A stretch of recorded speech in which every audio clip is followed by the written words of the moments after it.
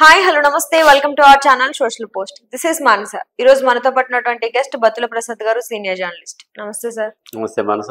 Sir, ఈ ప్రవీణ్ పగడాల గారు చనిపోయినప్పటి నుంచి కూడా కొంతమంది యాక్సిడెంట్ అని, కొంతమంది ఖచ్చితంగా మర్డర్ చేశారు, ప్లాన్ ప్రకారమే జరిగిన హత్య అని కూడా అంటున్నారు.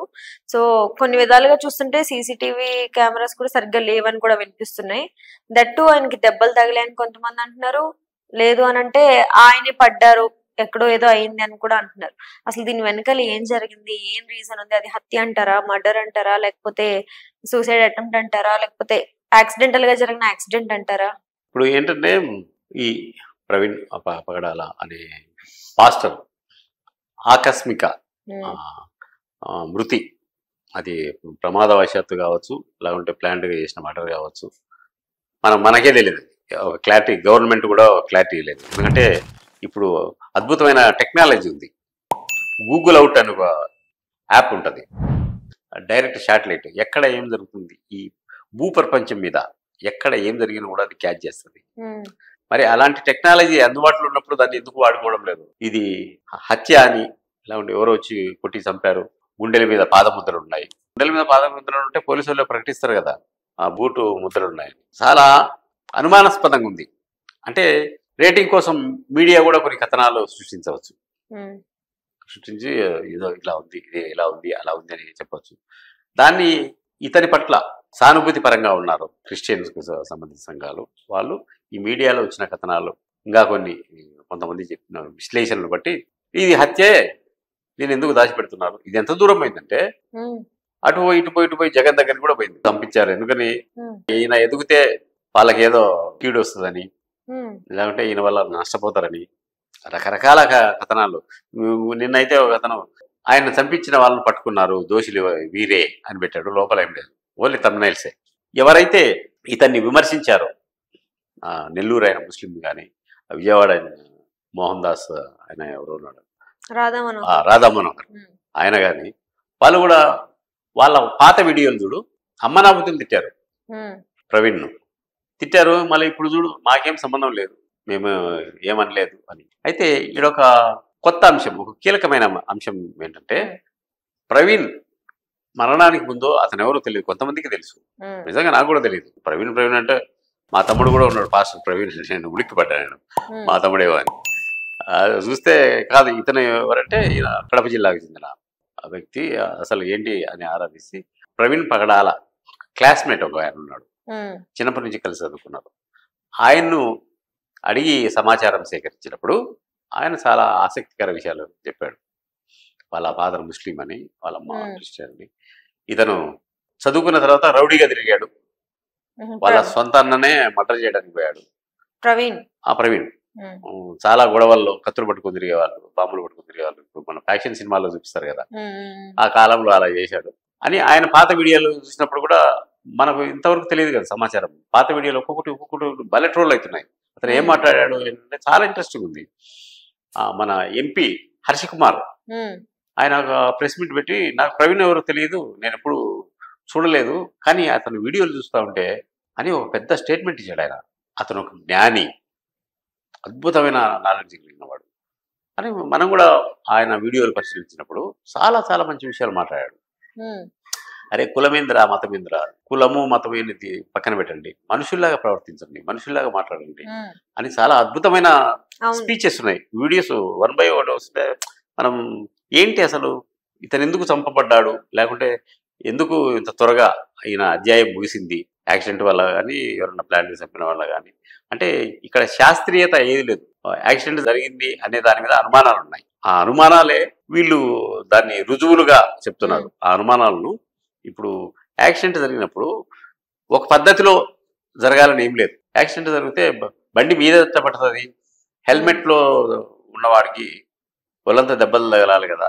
ఏ మీడియా కథనాలు రీజన్స్ అని చెప్తున్నారు. అంటే నేను సమర్థించడం లేదు, నేను జరిగిన విషయాన్ని చెప్తున్నాను. ఇట్లా కొందరు, ఆ ప్రసాద్ రెడ్డి అనే సంథింగ్, అతను కూడా క్రైస్తవ బోధకుడు, ఆయన చూసినట్టు, ఆయన ఏదో శాస్త్రీయ పరిచయం చేసినట్టు ఆయన లేదు, ఇది హత్యనే అని అంటున్నారు.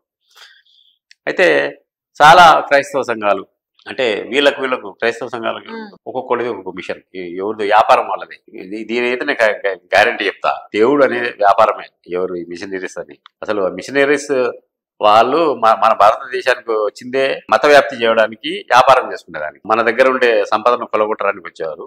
వచ్చి ఇక్కడ ఉండే ఎవరైతే అనగదక్కబడుతున్న జాతులు ఉన్నాయో వాళ్ళందరినీ చూసి, అరే వీళ్ళని టేకప్ చేసినామనుకో మన వ్యవహారం బ్రహ్మాండం ఉంటుందని వాళ్ళకి ఏం చేశారు, వైద్యం విద్య చెప్పించారు. వాడు ఎల్లయ్యో పుల్లయ్యో అని తీసుకొని వచ్చి జేమ్స్ హెరాల్డ్ ఫెర్నాల్డ్ అనే పేర్లు పెట్టి వాళ్ళకి చదువు చెప్పించి వాళ్ళని టీచర్లు చేశారు.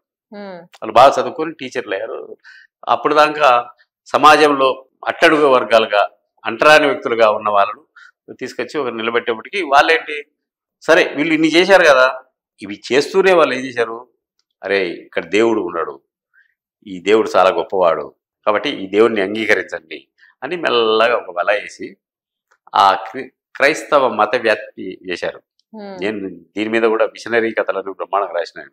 అంటే వాస్తవం ఏంటి, వాట్ ఈజ్ వాట్, ఎందుకు మన భారతదేశంలో ఉండే అట్టడుగు వర్గాల వాళ్ళు క్రైస్తవులుగా ఎందుకు మారారు అంటే, మన దేశంలో ఉండే ఎవరైతే అగ్రవర్ణాల వాళ్ళు ఉన్నారు కదా, డబ్బులున్న వాళ్ళు, కొన్ని అగ్రకులాల వాళ్ళను మనుషులుగా కాకుండా, అంటే ఆ కాలంలో వాడు వీధిలో నుంచి పోవాలంటే ముందు ఒక ముంత, వెనక ఒక చీపురు ఉండేదంట. అంటే వీళ్ళ పాదాలు కూడా కనిపించకూడదు, వీళ్ళ పాద ముద్రలు కూడా కనిపించకుండా ఆ చీపురు చెరిపేసుకుంటా పోతుంటారు. వీళ్ళకు ఒకవేళ ఉమ్మి వచ్చినా కూడా దాంట్లో అలా ఊసుకునే వాళ్ళంట.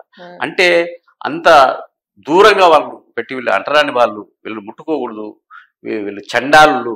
తాళ్ళపాక అన్నమయ్య కూడా ఆయన ఒక పాట రాస్తున్నారు, చండాలు ఉండేది మరుభూమి ఒకటి, బ్రహ్మముక్కటే పరబ్రహ్మం ఒక్కటే అనే పాటలు. అంటే వాళ్ళు అటు ఫిక్స్ అయిపోయారు, ఈ నిమ్న జాతుల వాళ్ళు, వీళ్ళు అంటరాని వాళ్ళు, వీళ్ళు మనుషులుగా పుట్టకూడదు అని. వీళ్ళు వీధుల్లో నడవాలంటే వీళ్ళు పాదముద్రలు ఉండకుండా ఉండేదానికి వెనక ఒక చీపురు కట్టుకునేవాళ్ళు, తాటాకులు గాని చీపురు కానీ, ముందు ఒక ముంత, ఎక్కడ ఉమ్మి వేయకూడదు. అంత చండాలంగా చూస్తున్న వాళ్ళను వీళ్ళు ఎవరైతే ఈ మిషనరీస్ వచ్చారో వీళ్ళు క్యాష్ చేసుకున్నారు. క్యాష్ చేసుకుని వాళ్ళ మత వ్యాప్తికి వాళ్ళను వాడుకున్నారు. ఇది జరిగింది.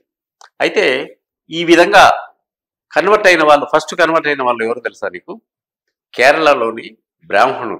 వాళ్ళు కన్వర్ట్ అయ్యారు. వాళ్ళు కన్వర్ట్ అయ్యి బ్రాహ్మణుల తీరు ఎలా ఉంటుందో దాన్ని ఈ బైబిల్కి కూడా అప్లికేట్ చేశారు. ఈ ప్రార్థనా విధానాలు కానీ, ఇలా ఉండాలి, ఇలా ఉండాలి, ఇంత కానుక వేయాలి అంటే బ్రాహ్మణులకు ముట్ట చెప్తారు కదా, అట్లా ఆ బ్రాహ్మలే ఇట్లా డైవర్ట్ అయ్యి పాస్టర్లు అయ్యారు. వాళ్ళ వ్యాపారమే మళ్ళీ ఇక్కడ మొదలైంది. ఇట్లా చర్చ చేసుకుంటూ పోతే చాలా దూరం పోతుంది. మళ్ళీ మనం ప్రవీణ్ మరణానంతరం జరుగుతున్న కార్యక్రమాలు లేకొద్దాం. ప్రవీణ్ వాళ్ళ కూతురు, వాళ్ళ భార్య మాట్లాడితే దాని మీద కూడా ట్రోల్ చేస్తున్నారు.